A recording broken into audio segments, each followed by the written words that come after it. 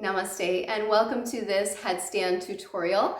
Normally, I don't really like to teach the headstand online, but I know it's the case that right now a lot of you are practicing online and not in the presence of an experienced teacher. And so I do see a lot of videos out there, maybe not the safest things being shared. And so I wanted to take my 20 years of experience teaching people the headstand and share it with you so that you can practice the headstand in the safest way possible.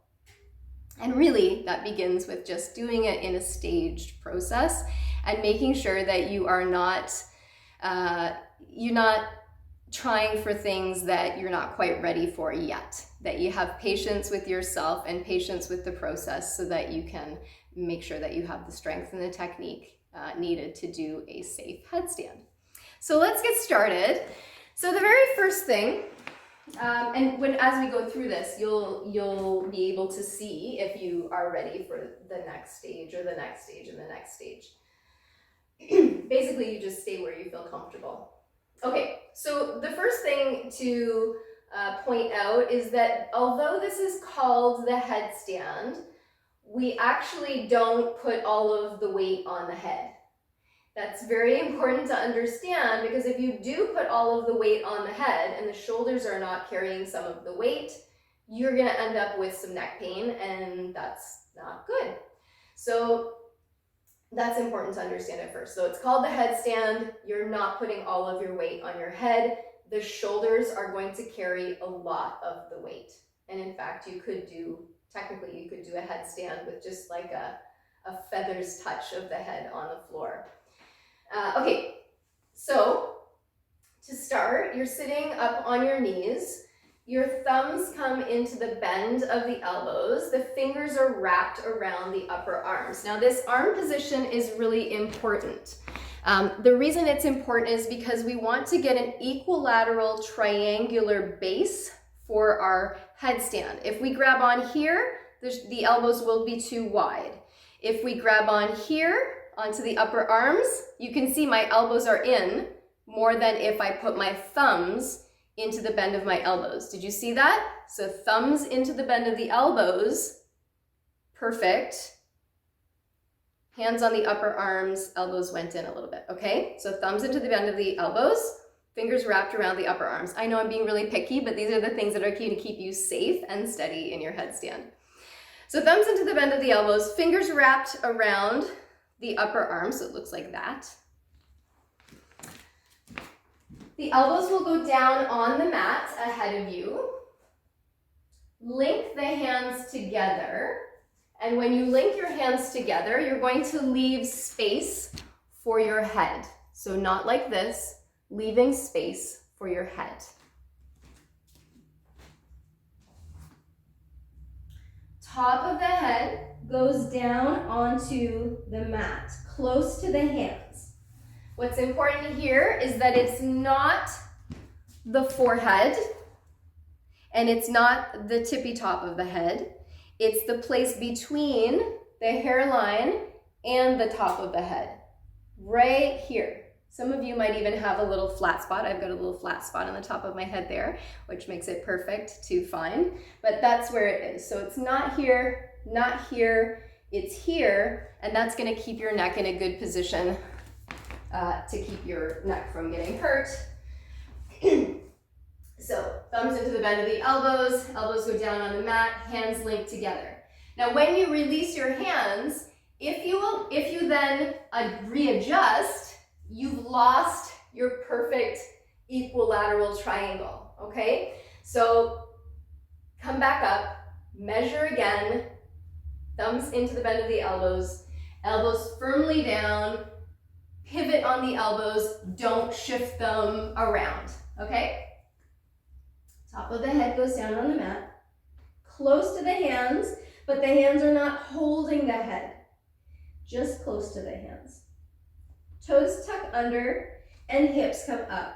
Now for some of you, the sensation of the head on the mat is more than enough. If that feels really strange to you, just stay there, breathe. make sure you're pushing your elbows down into the mat. This is where we start to engage the shoulders, taking the weight off of the head and onto the shoulders. It will feel like your elbows pressing into the mat.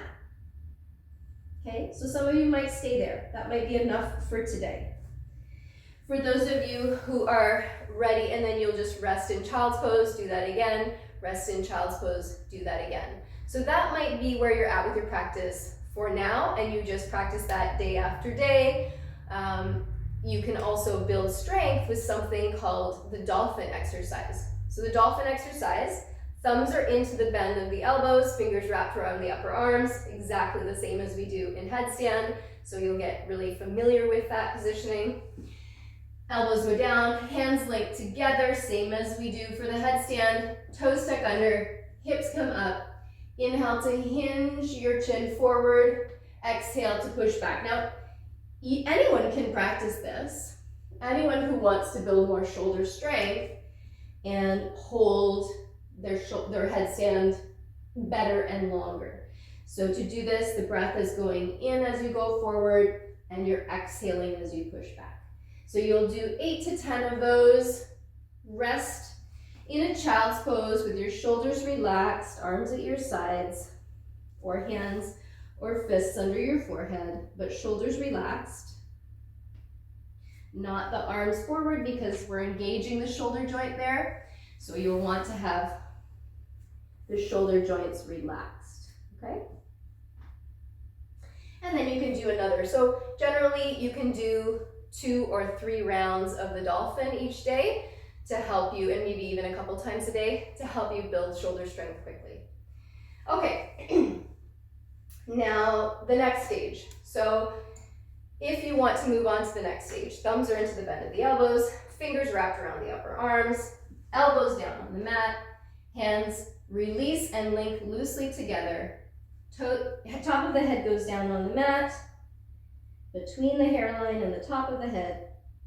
Toes tuck under and hips come up.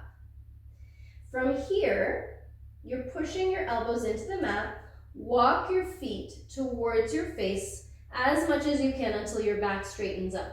Now, if you have a lot of flexibility, you'll be able to walk those toes really close, and it'll be very, very easy for you to lift one knee at a time into the chest.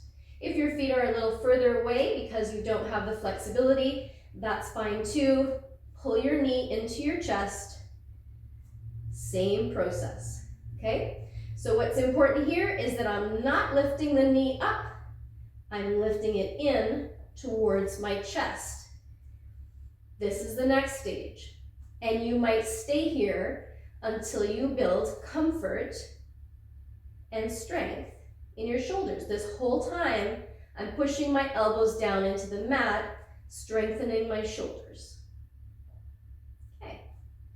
For those of you who want to go to the next stage, knees into the chest, and then the other knee lifts into the chest. The back will sort of straighten up a little bit so that you can find your balancing point, and then you hold there and breathe. And that's it.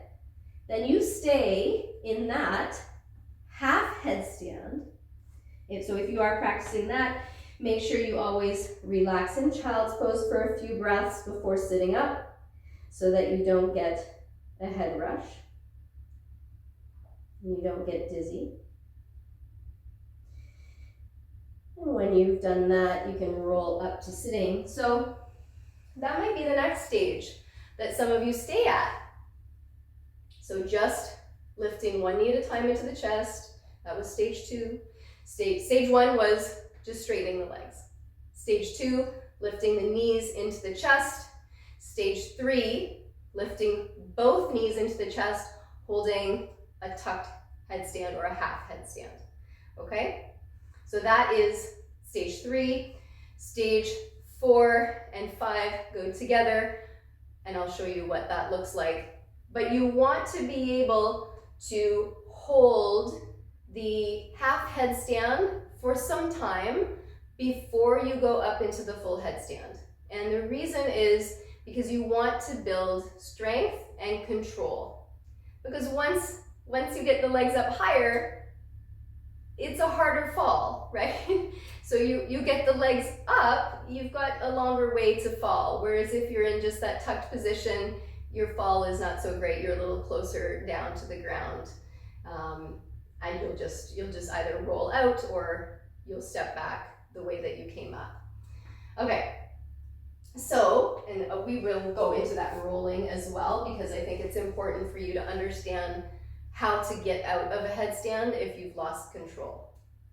Okay, so that next stage, so you've done thumbs into the bend of the elbows, fingers wrapped around the upper arms, elbows to the mat, hands linked together loosely, top of the head goes down on the mat, tuck the toes, hips come up. That's step one. You stay there in that stage if you're comfortable.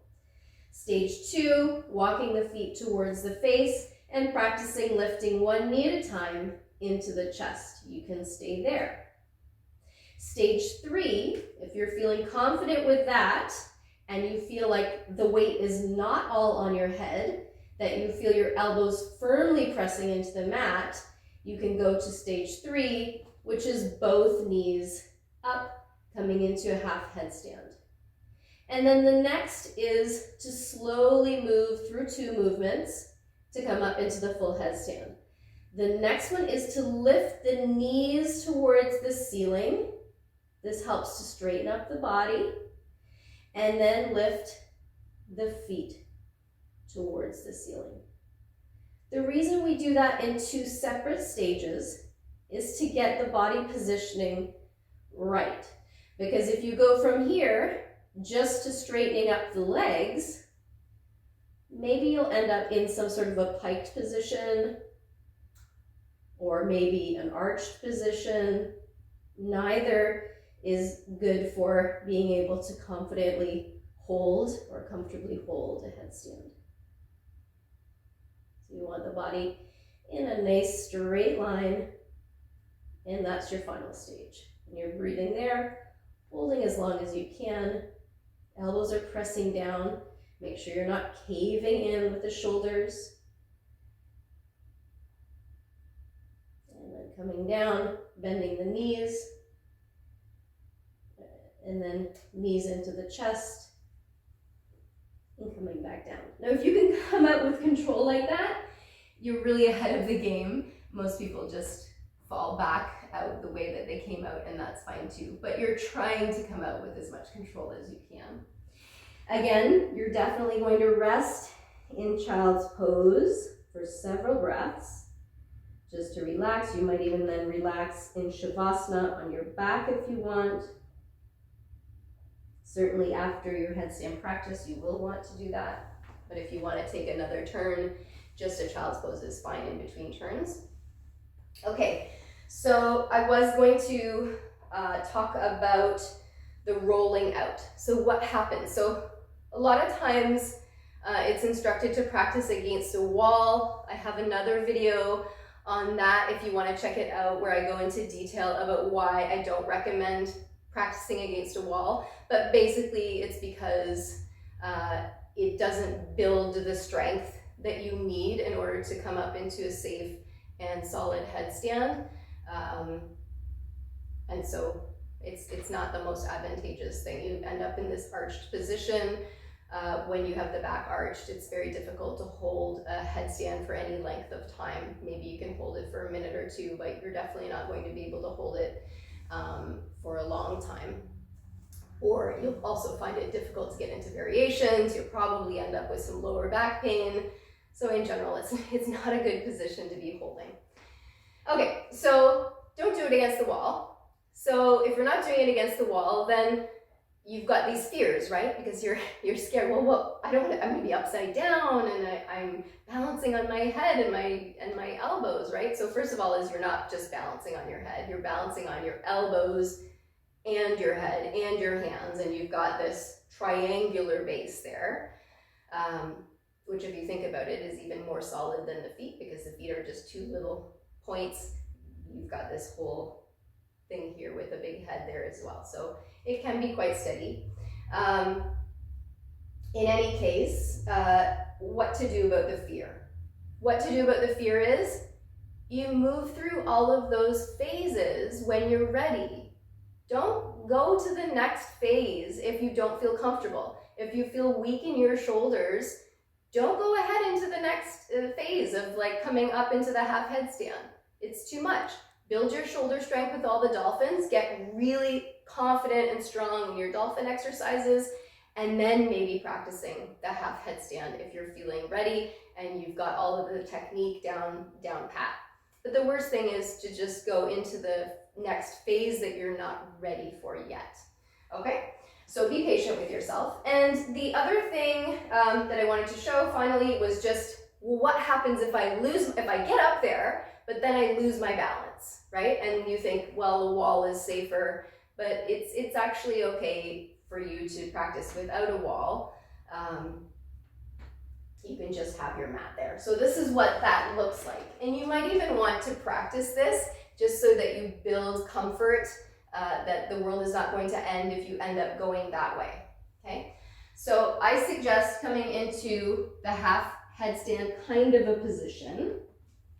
Okay, so you're lifting one knee at a time into the chest, and to come out of the pose, all you're gonna do is to tuck your chin towards your chest, and that's going to roll you that way. Your spine is going to bend, and you are going to move forward. So from here, if you're going to lose your balance, you just release your hands, tuck your chin, and you roll. So now it might seem scary, it might sound scary, but it's not the end of the world. Certainly it's better than if your legs are flailing everywhere. It's good to build some comfort there. If you roll out, sometimes you'll forget to release your hands and you'll roll on top of your hands because it happens very quickly. That's okay. Most people are not really going to injure their hands that badly. You'll just kind of squeeze them a little bit and you'll be fine. So that's what happens. So again, it's just a rolling out,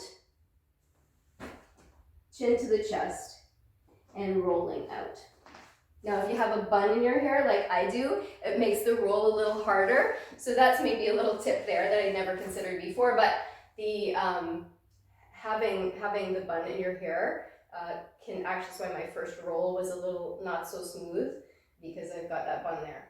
So maybe considering to just take that out as you're practicing your headstand, or have like a low ponytail. Okay, so those are the steps for going up into a safe headstand. It's also important to know that when you're in your headstand, we're not pointing the toes. We are not intentionally sucking in the belly. We are not, we are pulling the belly button towards the spine, but I'm not sucking in. So it is a great pose. Benefits for oxygenated blood to the brain, strengthens your shoulders, strengthens the neck, strengthens abdominal and back muscles. It does a lot. Strengthens the heart muscle. Lots that this pose does for you. So it is one that's good to practice, but you want to practice it safely. So hopefully all of these tips, and I hope I didn't leave anything out. If I did, I'll maybe add it into the comments, into the description actually. But I think I've covered everything. I think I got everything that you need to know. So most important things, don't balance on your forehead or the top of your head. It's the place between where your hairline starts and the top of your head. Remembering that a headstand does not mean that you're putting all of the weight on the head, that a significant amount of the pressure is on the elbows because the shoulder joints are pushing the elbows towards the floor. If you feel that the elbows are lifting up off the floor at all, kind of floating a little bit, that means all of the weight is on your head and you're not ready for the half headstand just yet. Okay, so elbows pushing into the mat. Also, you want to make sure that you're not practicing against the wall. If you are coming up into the full headstand, taking that arch out of the back, pulling the belly button towards the spine. what are the other important points? And then the, measuring the elbows, that's really important. Once your elbows are down there, leave them in that space and just pivot without shifting them out to the side or in, or, because then you don't have that perfect triangular base that we want, that equilateral triangular base.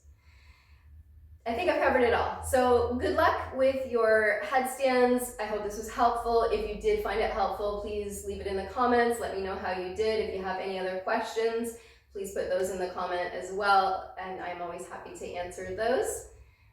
Other than that, I wish you luck with it, and I wish that you are patient with yourself and that you have good success in a safe and comfortable way. Namaste.